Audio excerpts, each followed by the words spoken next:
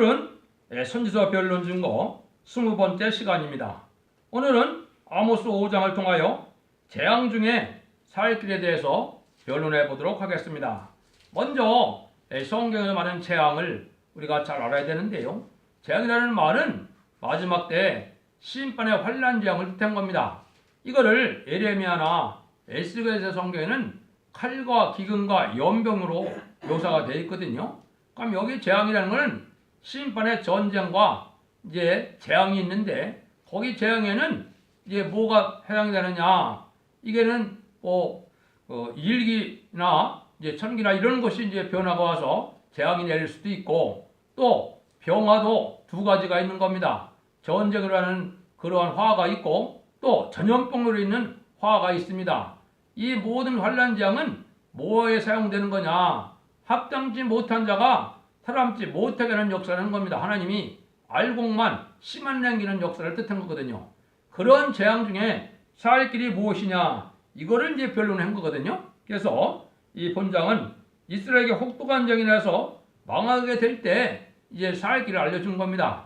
이것이 누차 말씀드리지만은 이제 한국이 인간적으로 선진국가이기 때문에 한국에 먼저 이런 환난 재앙이 먼저 임한다, 이렇게 봐야 됩니다. 그래서 이런 일들이 있을 때 어떻게 사느냐? 이게 요절을 15절인데 15절을 먼저 말씀을 드려보지요.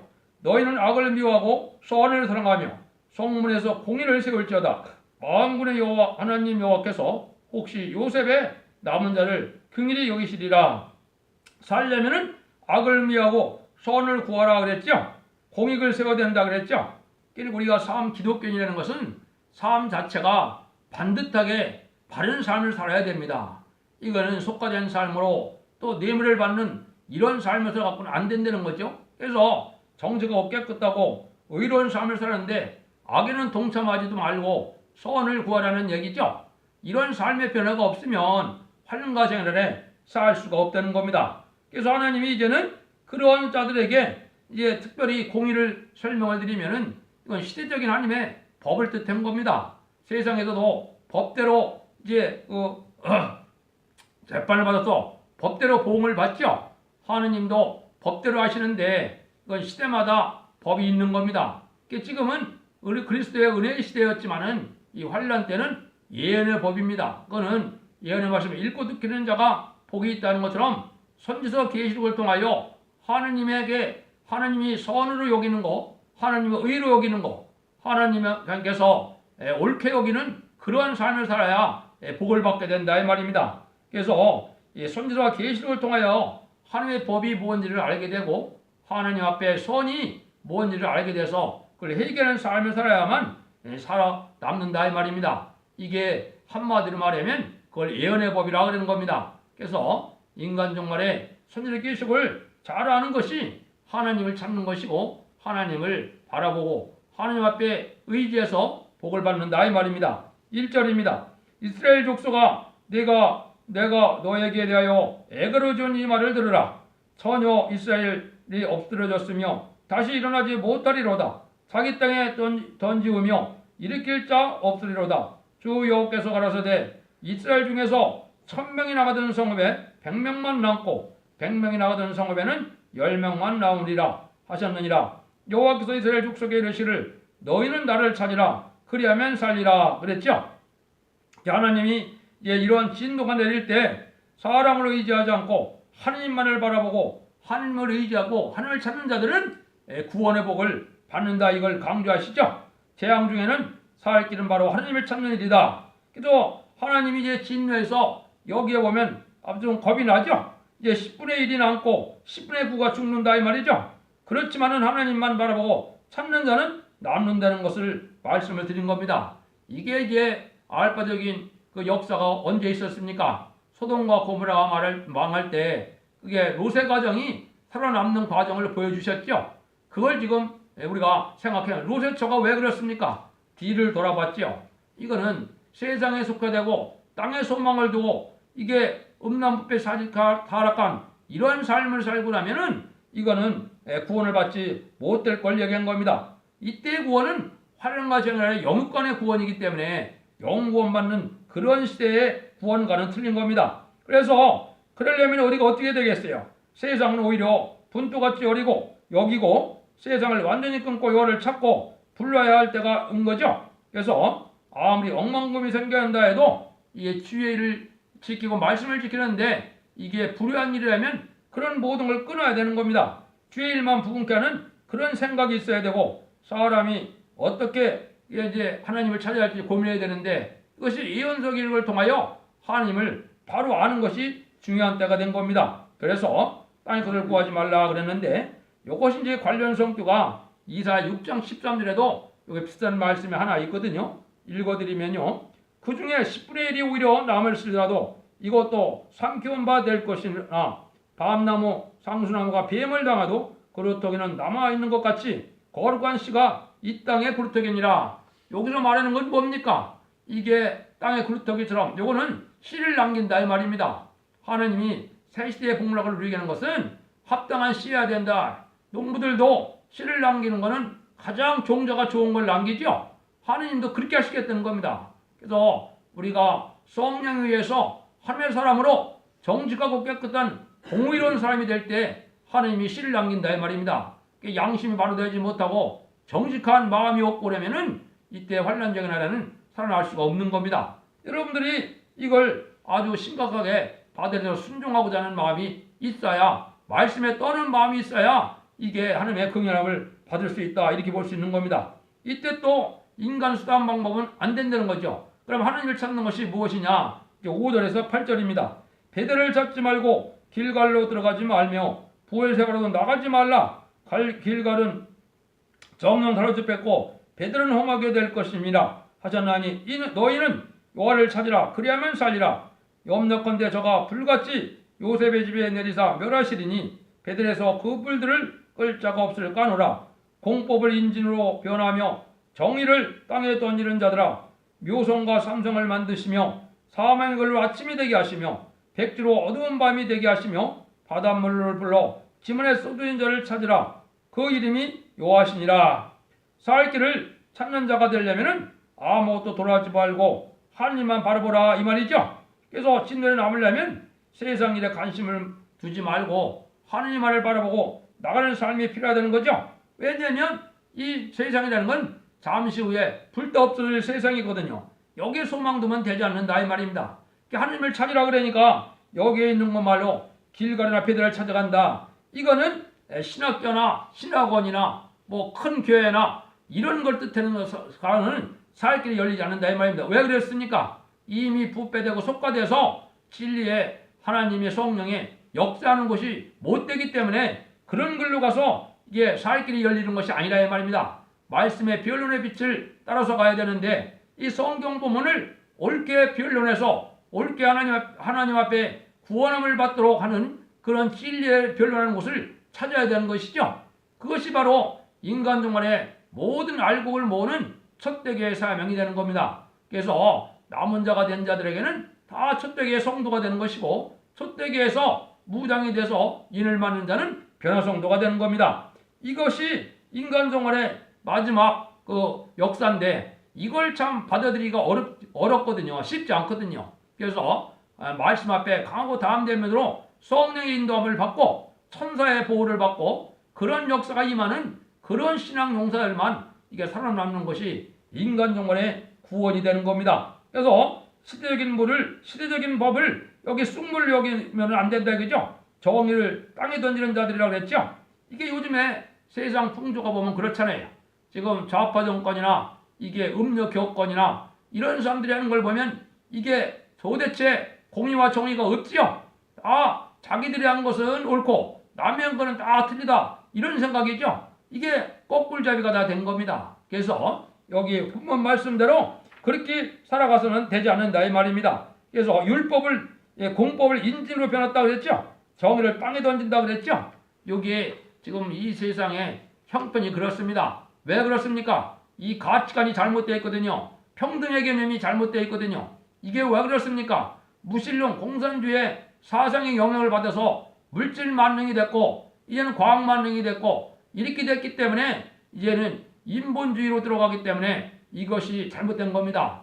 하나님의 법은 이게 세상 어느 나라를 초월해서도 국경을 초월하고 민족을 초월해서도 변치 않는 것이 하나님의 말씀이거든요. 그걸 기준으로 삼아야 되는데 이런 잘못된 사상으로 된 세상이 될 것을 말씀한 거죠. 그러니까 이런 자들에게는 소망이 전혀 없다는 겁니다. 여러분들이 그래서 사상적으로 이걸 바로 생각해야 되고, 성삼위하나님께서는 진리 하나님이고 진리 예수님이고 진리 성령님이거든요. 진리에 맞지 않으면 성령 충만함을 받지 못하는 겁니다. 이게 양심이 깨끗하고 정직한 마음이 없는데 성령 충만이 온다고요? 그거는 그렇지 않습니다. 그건 다 미혹받는 일입니다. 그래서 우리가 이때 시대적인 사명자를 찾고 시대적인 이러한 교회를 찾아야만 이게 바른 길로 가는 때가 인간 종말인 겁니다. 많은 탈선된 단체나 이단이 많은 것도 뭡니까? 예수님 말씀대로 가라지를 먼저 태우는 역사를 하는 겁니다. 가라지를 다 이제는 한 대로 모으는 거니까 이단이나 잘못된 탈선된 교회나 속화되는 교회는 사람이 참 많거든요. 이거 다 가라지 쭉정이가 막는 거거든요. 그래서 환란장에 살아남지 못한다, 이렇게 봐야 되는 겁니다. 그래서 길 가나 배달로 간다고 살 길이 안 열린다 이 말입니다. 이단 쫓아가고 신학교 쫓아가고 뭐 신학원 댕기고 대형교회 찾아가고 이래갖고는 살 길이 열리는 것이 아니라 이 말입니다. 여러분들이 신앙을 양심 속에서 진리 앞에 순종하여 복을 받고자 하는 그런 그 양심이 중요하거든요. 그래서 하나님을 사모하고 세상을 분투로 여기는 이러한 일을 하려면은 선지적 계시록을 바로 깨달아서 진리 앞에 순종하고자 하는 마음이 있어야 모든 죄악의 문제가 해결되고 천사의 인도를 받고 성령의 인도를 받아서 복받는 길로 갈 수 있다 이 말입니다. 9절에서 11절입니다. 저가 강한 자에게 호련히 패망이 임하게 하신즉 그 패망이 산성에 미치느니라. 무리가 성문에서 책망하는 자를 미워하며 정직히 말하는 자를 싫어하는도다. 너희가 가난한 자를 밟고 저에게 미래 부당한 세를 취하신즉 저희가 비록 다듬은 돌로 집을 건축하였으나 거기 거하지 못할 것이요 아름다운 포도를 심었으나 그 포도를 마시지 못함이라. 자꾸 이제 본문에 보면 성문이라는 말을 많이 사용하죠. 이 시대는 우리가 지금 교회 같은 개념이 없는 때거든요. 그러니까 현재로 보면 이걸 교회로 봐야 됩니다. 교회에서 이게 책망하는 자를 싫어한다 그랬죠. 진리 말씀대로 책망을 많이 받아서 고침을 받아야 그 정도 주님 앞에 사랑을 받고 그 고침을 받고 회개하는 이 성도들이 돼야 주님의 사랑을 받아서 복을 받는다 이 말입니다. 근데 그런 건 다 싫어하거든요. 그러니까 세상에 복 받는 거나 강조하고 그저 그냥 헌금이나 내고 교회 참석하면은 온전한 신앙생활로 이걸 인정하려고 들으니까 이런 기사를 갖고는 안 된다 이 말입니다. 여기도 보니까 뭐라고 했어요? 이게 책망하는 자를 미워하고 정직히 말하는 자를 싫어한다 그랬죠? 이게 진리의 말씀대로 바로 가리켜서 지옥에 간다, 천국에 간다, 이거를 분명히 가리키는 이걸 싫어한다 이 말입니다. 이런 걸 싫어하면은 멸망할 백성이 된다 이 말입니다. 그래서 특별히 이 예언서 기식을 본문을 전하는 것을 싫어하는 자들은 복받을 가능성이 거의 없는 자들입니다. 왜냐하면 하나님의 속갔다면은 하나님의 법을 듣기를 좋아하는 거거든요. 천국의 시민권을 가졌다면은 하나님의 법을 사랑하고 하나님의 법에 순종하자는 마음이 있는 거거든요. 세상에 속한 자가 됐기 때문에 세상의 법대로 마귀가 좋아하는 일을 많이 하는 것이 이게 멸망할 길이라 이 말입니다. 그래서 여기 아름다운 그런 집을 졌다, 호화로운 집을 졌다 해도 거기서 살지 못하고 또 여기 보니까 뭐랬어요? 아름다운 포도를 심었다 그랬죠? 그래도 그걸 못 먹는다 그랬죠? 세상의 부경화를 누려서 세상에 천년만년 살 것처럼 사는 사람이 되더라도 환란과 재앙이 오면 다 소용이 없다 이 말입니다. 여러분들이 그걸 잘 깨달아야 되는데 이런 재앙은 이제 호련히 오는 것이기 때문에 이 땅에 소망을 두고 영원히 욕망을 가진 자들은 멸망한다 이 말입니다. 세상 것을 바라지 말고 하나님의 것을 바라보고 이제는 그렇게 살아야 되겠죠.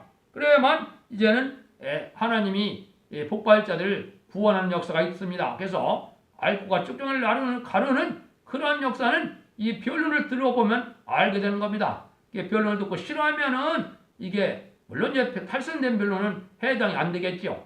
다림질을 진 종에 변론을 듣고 그게 회개할 거리가 되고 부족을 느끼고 하나님을 바라보고 긍휼을 원하는 사람은 복을 받게 되는 것이고 그게 듣기 싫어하고 거절하면 멸망이 온다. 이걸 지금 강조한 겁니다. 10절 13절입니다. 너희 허물이 많고 죄악이 중함을 내가 아노라. 너희는 의인을 학대하고 하며 뇌물을 받고 성문에서 궁핍한 자를 억울하게 하는 자로다. 그러므로 이런 때에 지혜자가 잠잠하나니 이는 악한 때문이라. 왜 이런 세상이 올까요? 불의한 자가 기업권 정권을 다 잡게 되는 거거든요. 아마 이번 선거에서도 만약에 선거를 무사히 치른다면은 이 악한 자들이 이게 당선될 가능성이 많습니다. 왜? 불의한 세상이 됐기 때문에. 그래서 이것이 바로 합당치 않은 겁니다. 그래서 여기서도 보면은 허물이 많고 죄악이 많다고 그랬죠. 그러니까 뇌물을 받고 또 궁핍한 자를 억울하게 한다 말이죠. 이렇게 불의한 자들이 교권 지도자, 정권 지도자가 다 돼 있다. 물권도 그런 자들이 다 가지고 있다 이 말입니다. 그래서 이런 자들이 멸망이 온다 이 말입니다. 왜? 현세상은 불의한 자들이 이런 걸 다 이제 지고 있기 때문에 거기 동참하지 말라 이 말이죠. 비록 가난하고 살살한지라도 정직하고 깨끗하게 사는 것이 중요한 것이지 불의한 세력에 동참하면 멸망하게 된다 이 말입니다. 그러니까 불의한 정권에서 출세하려고 드는 것 자체가 이게 합당치 않은 겁니다. 여러분들은 이게 종교적인 것도 마찬가지입니다.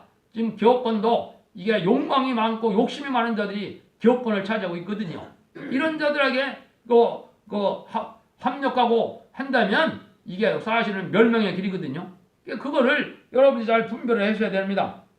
그래서 성문은 아까 말씀드렸지만 교회 말씀인데, 교회라는 말씀인데, 말씀에 책망을 싫어하고 정직하게 본문을 밝히는 것을 싫어하면은 멸망이 온다 이 말입니다. 그래서 불의한 자와 불의한 일에 동참하지 않는 그렇게 살아야 된다 이 말이죠. 깨끗하게 세상과 구별된 거룩한 삶을 살아야 이게 복받을 종들이나 복받을 성도들이 된다 이 말이거든요. 그걸 자꾸 누차 쫓고 자꾸 강조하죠. 그래서 여러분들이 그걸 잘 생각해야 됩니다. 14절 15절입니다.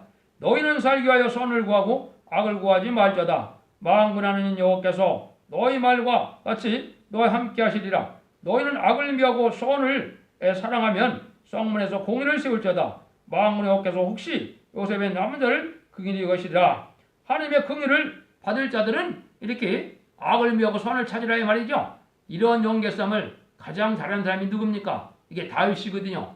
다윗은 자기의 장인어른이 되는 거죠. 사울왕이 그렇게 죽이려고 해도 또 자기 아들이 배반하여 자기 아버지를 죽이려 해도 다윗은 그걸 악으로 갚지 않았거든요.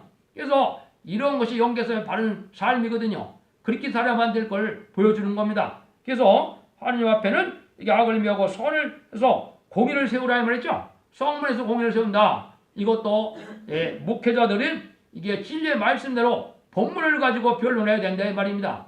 학설을 가지고 남을 유혹한다든지 학설을 가지고 이게 진리를 가르쳐 오려면은 인간의 지식이 개입되면은 이거는 맞지 않는 겁니다. 성경 본문을 그대로 전해서 그대로 순종하고 하는 것이 하나님의 공의를 세우는 일이거든요.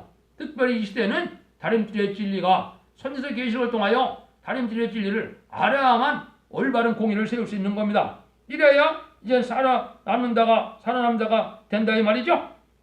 그래서 선은 항상 살리는 것이고 상대방을 유익하게 하는 것이고 상대방을 구원받게 하는 이런 일이 선이거든요. 왜? 하나님은 생명을 사랑하고 구원받기를 원하시는 거거든요. 그 일이 바로 선입니다. 그 길로 다 여러분들이 손해를 보더라도 그런 길을 가는 것이 하나님 앞에 참으로 인정받는 일이다 이 말입니다. 그래서 주의 일을 부흥케 하는 일은 하나님이 이 시대에는 왕국 거설인데 거기에 동참하는 것이 가장 의의가 되는 겁니다. 그래서 왜? 심판하여 성도의 나라를 에덴 동산에 회복시켜서 천년평화 왕국을 거두는 것이 하나님 이 시대의 뜻이거든요. 거기에 충성하지를 다는 것만이 하나님 앞에 인정받는 일이 되는 겁니다. 그래서 재림을 영접할 신앙 준비를 해야 되고 우리가 하나님 앞에 이제 바로 진리가 바로 되는 이런 삶이 필요하죠.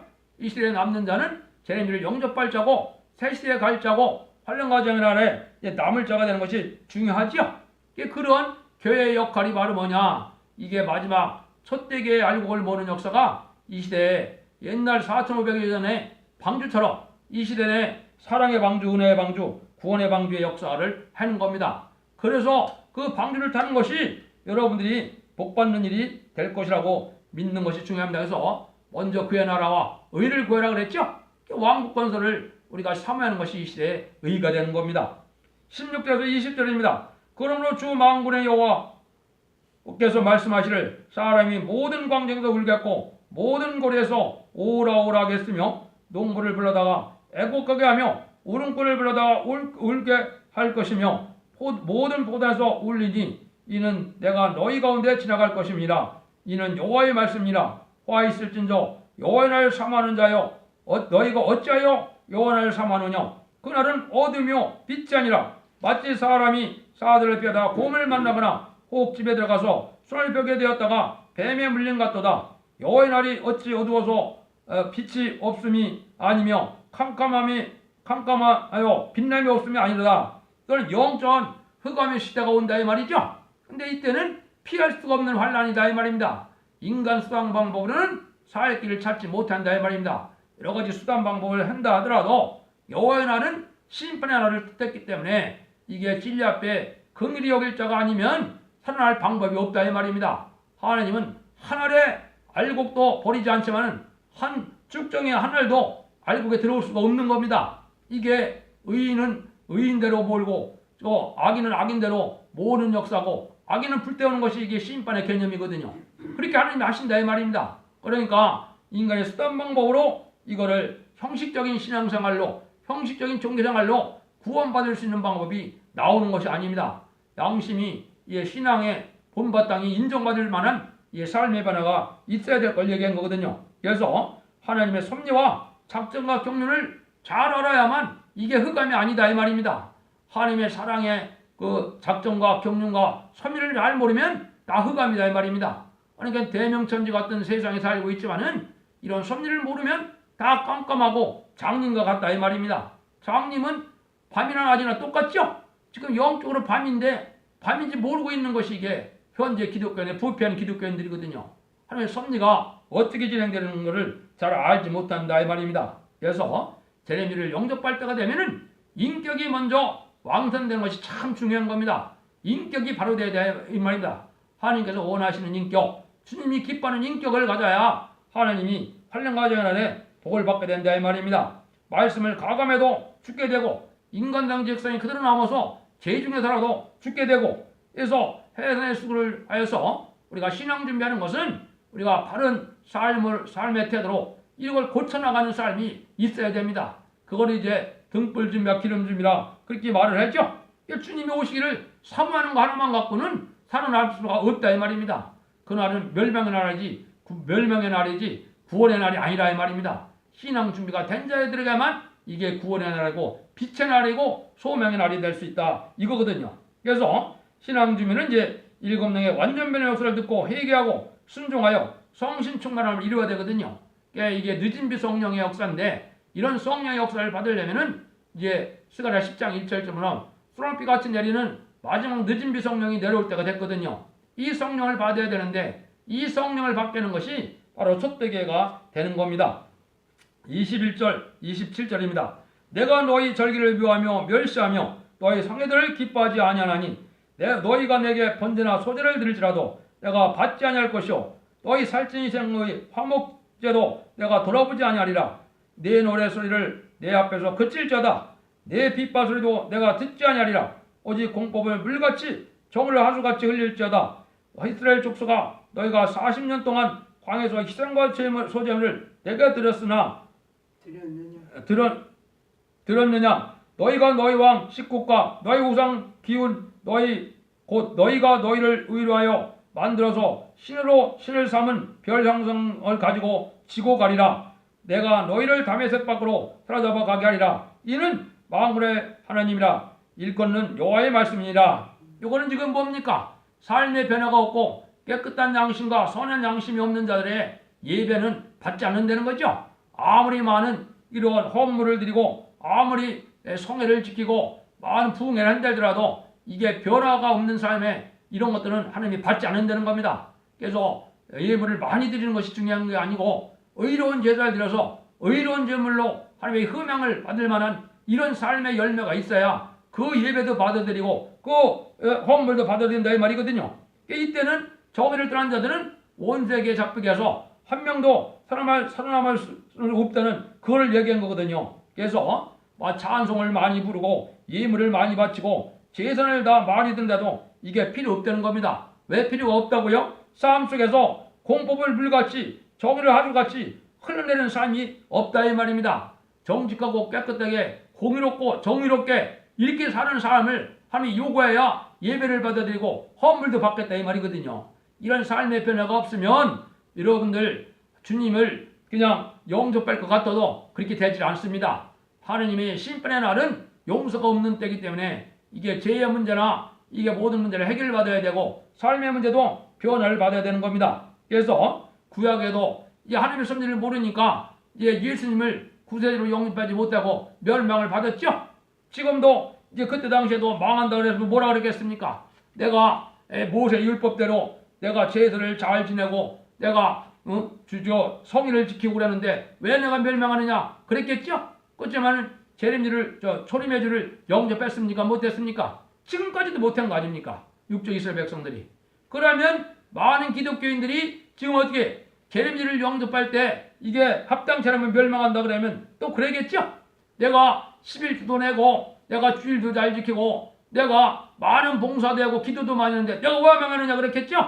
이거는 자기 기준으로 성경을 신앙생활하고 된 건 아니다 이 말입니다. 진리 앞에 순종하는 것이 되고 시대적인 법에 맞아야 되고 하나님이 기뻐하는 심령과 마음을 가져야 돼서 심령에 통하는 삶이 인정받아야 모든 종교적인 신앙 행위가 하나님 앞에 상달된다 이 말입니다.